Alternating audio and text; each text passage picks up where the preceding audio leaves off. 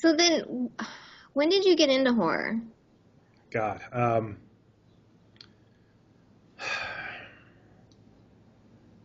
You remember Garbage Pail Kids? Yes. I think that was my first semi-horror experience. And then I saw this Gremlins 2 and I guess one of the earliest Chuckies. I ended up seeing a couple of really um, pivotal horror movies at a very young age, and it just kind of stuck with me. Um, and then I didn't even realize that I was obsessed with horror until that one night that I told you about, where Brad and I were sitting there, and I was like, "All we watch is horror all the fucking time." Like I'm like a walking encyclopedia or IMDb when it comes to horror movies. I mean, generally speaking, if you list a name, I can rattle off at least 3 roles, or you know, if we play 6 degrees of separation or some shit, it only takes me 3.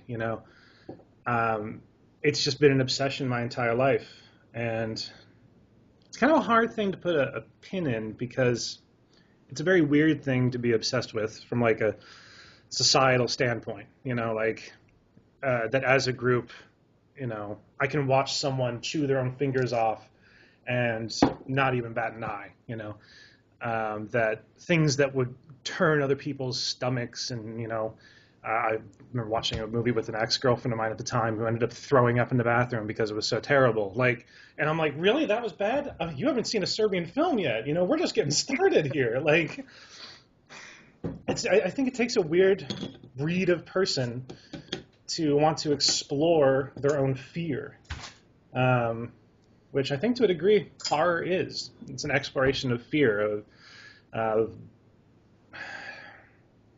I don't know what the fucking word I'm looking for is, but the things that go bump in the night, rather than being totally scared, we get off on being unsettled. We get off on being, I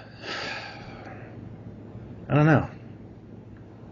I need a poet or some shit. I find it to be safe. What's that? Because it's a normal human emotion. It's a normal human emotion to be terrified. But if you watch horror, you can do it knowing it's okay. So you get to experience these things without any actual danger, and you can explore your fears.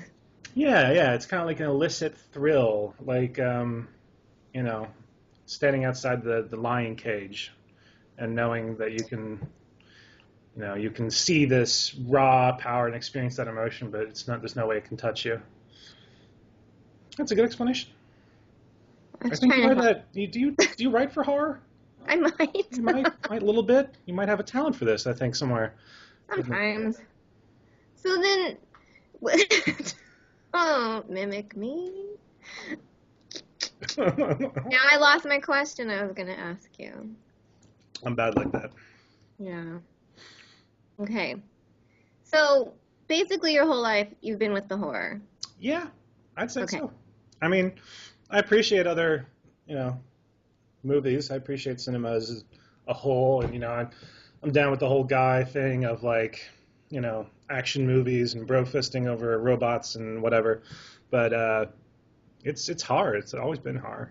I mean, I'm a weird motherfucker. I don't think it's weird. You don't? Nah, I think it's more normal than people think it is. Have you found that coming into the horror community has been more welcoming maybe than you thought it was going to be? Oh my God, yeah. Just across the board, horror people are fucking genuine. As long as you express the same interest and desire, and they operate on this fucking otherworldly wavelength. There's a lot of energy. There's a lot of potency. Especially with the creative minds. I mean, there's just so much excitement. And the second you show that you're of the same mind, it's just this, boom, we love you. And then there's all these social circles that open up. And that's been the real thing that sold me is the people, being a part of that group.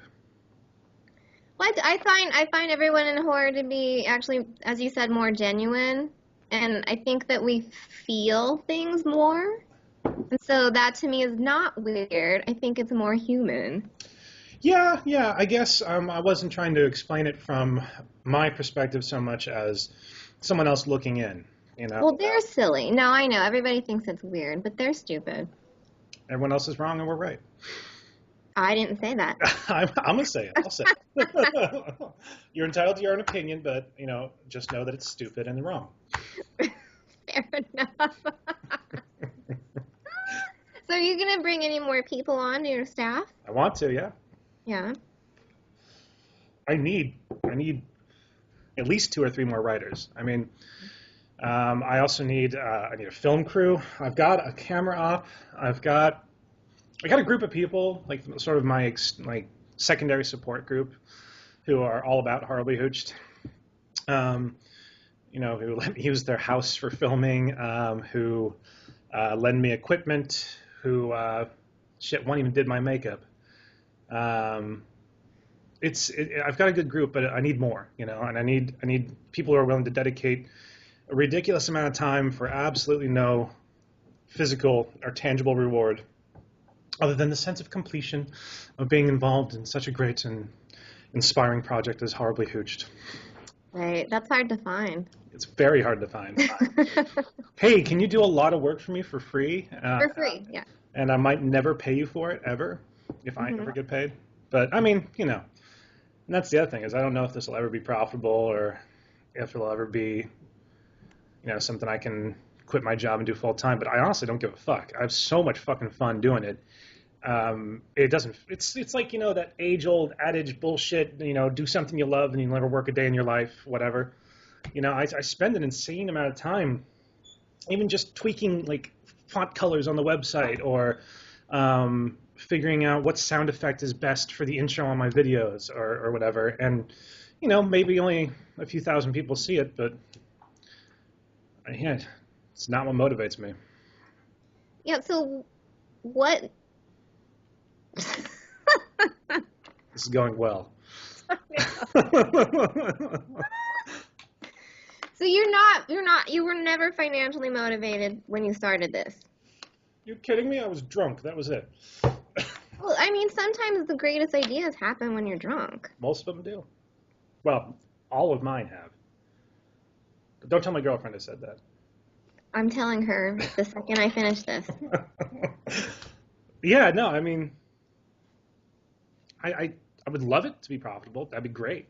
But right now it's just, until we have a body of work that is like almost encyclopedic and we have a massive following and, I'm getting invited to conventions or whatever, until that point, I'm not even going to think about trying to nickel and dime people for views or whatever the fuck. I do have some t-shirts, but those are kind of shitty. You probably shouldn't talk about them like that. Oh, my products are wonderful. Yeah. I'll delete that last bit. We're actually redesigning the logo and everything. It's pretty cool. Should be done within the month. Are you doing it? Hell no. I've got the artistic talent of something with little artistic talent. I'm an author. No, I've got friends who are graphically talented. Oh, okay. So do you have a specific philosophy behind how you want to promote horror? That's a good question. The angle that I've approached it from recently has been to sort of clear the air and clear the waters of a negative reception and encourage all sorts of creativity from, like, I just got a guy who sent me some videos that were like stop motion animation, all the way up to, big budget productions. And to do that by taking other moderately to extremely successful people in the horror industry, like Paul Sampson, Alexandra Boylan, Haley Derryberry, John K.D. Graham, Vito Trabucco, people who have made that dream a reality. They've risen up above the 95% who will never make it. Take those people and give them a forum to discuss how it happened, what the next steps are, what someone who's trying to get out into the scene can do, get advice. And that all started because I was talking to Daniel Stamm. He's the guy that did 13 Sins that just came out with Ron Perlman, and before that, The Last Exorcism, which was the documentary found footage style flick. It was back in 2009, I think, something like that. And he really latched on to what we were doing, and he was like, he told us not to stop. And, if I can turn some drunken debauchery and babbling into something inspiring eventually, or already, that would be a wonderful thing, whether or not it leads to my own success or my author's success. If someone can get something out of it, then we've done something right, I think that's lovely. You want people to know, yeah, it is. I mean, it's not self-serving. No, I mean, you can't be self-serving at this point. You're not going to make it. No. Now, have you spoken with Mr. Vito Trabucco? Not since we talked a couple of months ago about. Oh yeah, you just did a review, or write-up for Bloody Bloody Bible Camp. Well, I did it for Haddonfield because it just came out in the UK, but I had done one for Horror Writers for Bloody Bloody Bible Camp, and I'm obsessed with that movie. I've seen it 20,000 times. It's amazing. I love Vito. He's pretty great. He actually lives relatively close. Oh, really? Yeah.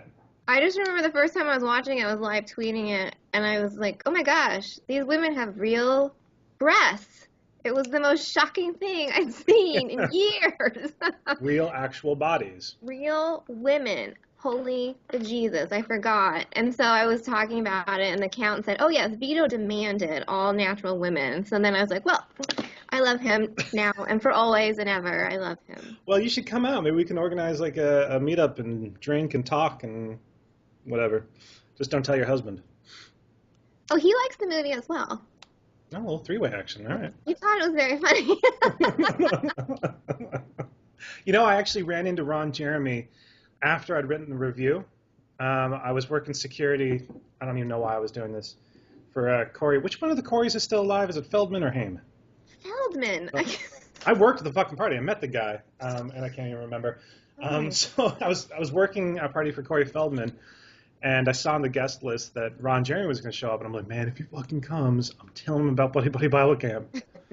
And he shows up in like sweats and a blazer, and he's holding like a bottle of something, and he goes, hi, yeah, Ron Jeremy +1. I'm like, I know who you are. Are you kidding? Like, I just watched Bloody Bloody Bible Camp, man. Jesus.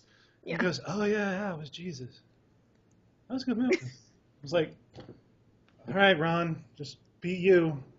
Go forth, you little hedgehog. Be you, Ron. Anyway, that's a great movie. But yeah, I wanted to get Vito in to do a segment we were going to call, and that seems so douchey to say, on this segment, we're going, whatever. Director's Corner is what we wanted to call it. And just get him and a couple other directors talking about the craft and shit. See, I have to add "and shit" after my sentences because otherwise it sounds like I'm too intelligent. Well, nobody likes that. No. Nope. Well, I think it's really wonderful that you want to showcase, the smaller things. Smaller but successful, right? I mean. Yeah, the stuff that people might not see, but they should, right? These are the movies that should be big. Yeah. Okay. And sort of pull attention away from. I guess Oculus wasn't too bad, but just like your mainstream horror, your Paranormal Activity 5, 8, 9, 10s, just the bullshit, and focus more on like new, interesting stories, creative ways of telling them, stopping found footage forever, that kind of thing. Fuck found footage, man. I'm so tired of it. Oh, if I see one more shaky fucking camera Sasquatch piece of... Sasquatch, huh? Happy Camp. Have you seen Happy Camp? No. No. Well, clearly I don't want to after that outburst. I mean, I might be shitting on someone's dreams. Again, there I go, making enemies. But I would have rather sit on a fork the wrong way up.